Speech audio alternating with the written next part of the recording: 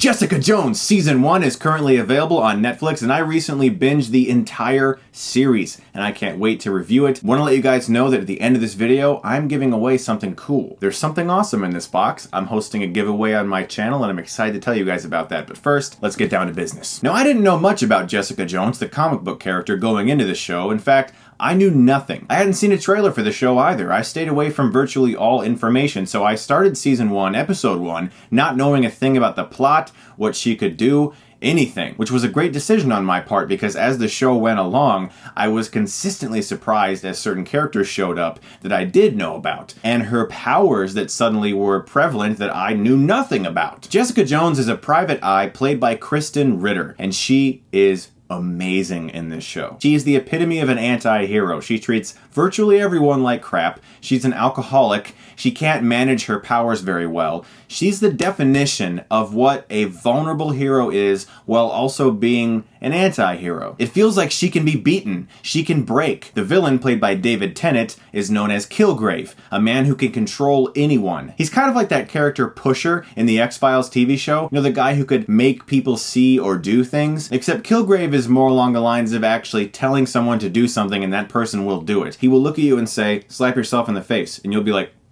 and the show treads a lot of emotional grounds with Jessica's character in regards to her past with Kilgrave. Apparently at some point in time, she was under his control. She did things that I will not spoil, that she regrets strongly and will have future implications on current people that she meets, like Luke Cage. Luke Cage in this show is freaking awesome. This guy is so cool. I wanted to be that guy. I wanted to own a corner street dive bar, wiping down my tables, making sure everything's clean, and oh, by the way, also have unbreakable skin. And one of the only people that Jessica trusts in this show is her best friend Trish. This is a girl that she grew up with together. She knows about Jessica's powers. She knows about some of her past. That's Season 1 summed up in a nutshell with no spoilers. But what impressed me so much about this show was how subdued it was. Jessica has super strength. She can jump very high and sort of kind of fly. She can punch through walls and lift up cars, but the show isn't about her powers. They're just a side topping, like a dessert, you know? Like the main course of this show is her past, how punished she feels about things that she's done, how she has to deal with the things that are happening to her now, while also being an alcoholic. The show is not so much about superheroes and being super strong and awesome. It's really a character piece, and that's what I loved about Jessica Jones. And I can't stress this enough. Krysten Ritter, my gosh, she's good in this show. I'm talking like Emmy-worthy, Golden Globe-worthy, because with a character like her, it's so easy to become unlikable. She treats everyone poorly, she drinks a lot, very few people like her, and there are times in the show where I'm like, damn, Jessica, that's cold, girl, come on now. But once the layers get peeled back and you understand the things that she's actually gone through as a person, not just as an adult, but as a child, choices that she makes in the show make sense once you understand all the things that she's dealt with. It was very similar to the Kingpin in Season 1 of Daredevil. The guy's a maniac, and you're like, wow, what a crazy guy. And then you find out about his childhood, and you're like, oh, okay, yeah, I can kind of see why you feel that way. David Tennant in this show plays a disgustingly vile man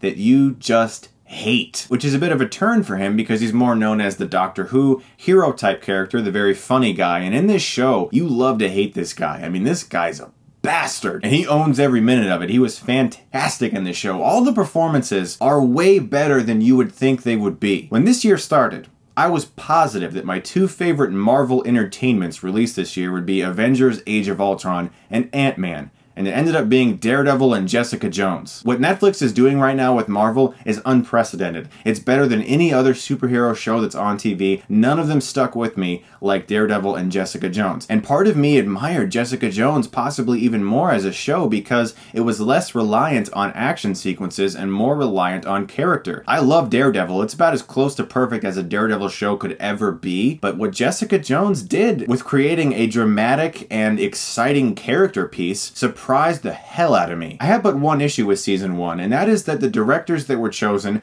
all did very good work, but certain episodes don't feel differentiated from the others. One of my favorite things about TV shows is that they hire different directors to helm different episodes, and so different episodes feel different. Like, remember the end of episode 2, Cut Man in Daredevil? That amazing one-take shot? None of the other episodes felt like that because that was a unique directorial vision for that episode. Most of the episodes in Jessica Jones feel very much the same in regards to how they're helmed. It's all really good. I just would have liked a little bit more variety in the direction choices, and hopefully we'll see that in season 2. I loved Jessica Jones, and I'm gonna give it an A. Guys, it's on Netflix right now, and if you're not watching it, I recommend it strongly. I binged the last 5 or 6 episodes in one sitting, and that's really rare for me. That was 6 hours of sitting there like, this is awesome. Now about the giveaway I mentioned. I've wanted to do something like this for a long time. I've looked for ways in which I can give back to you guys, and sometimes it's hard because companies want you to promote their product or they want you to say nice things about their product. And yeah, maybe we'll send you some to give to your viewers, but you have to lie and say our product's amazing. And I don't like doing that. It makes me feel icky.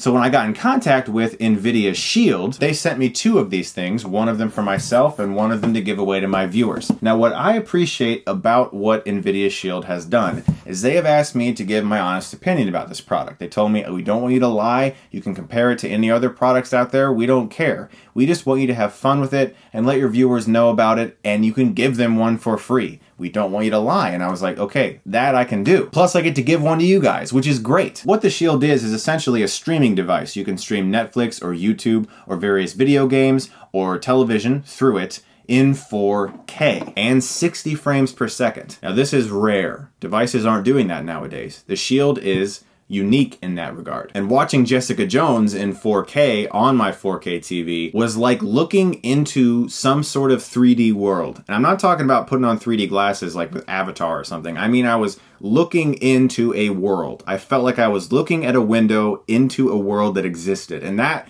was amazing. It also comes with a super sleek controller, and I loved holding it. It was very comfortable in my hands. And like I said, I want to give back to you guys. I want to find a way in which I can start doing more giveaways just to give my viewers stuff. It also has Google Play Music, Pandora, and Vivo apps to create an incredible music experience in your living room. It is in support of Google Voice Search. Basically, it's an amazing product. It's state of the art. It's up to date. I've had a great time using it. And if you'd like to learn more about the Shield, there is a link below. That link takes you to the insane video NVIDIA did where they dropped a dude and his living room out of a plane at 10,000 feet. There is a link in the description to learn more about it, and all you have to do is just be a subscriber. Seriously, I'm not going to ask you guys to do a thing. You don't have to follow me on Twitter or retweet this or share it or anything. Just be a subscriber. Be awesome like you guys already are. I'll pick one of you. I'll get in contact with you. If you respond back, I will get your information and I will send you one for free. My gift to you guys. Thank you very much, NVIDIA, for sending me 2. I love you guys. You're the best. And thank you so much for watching. And if you like this, you can click right here and get Stuckmanized.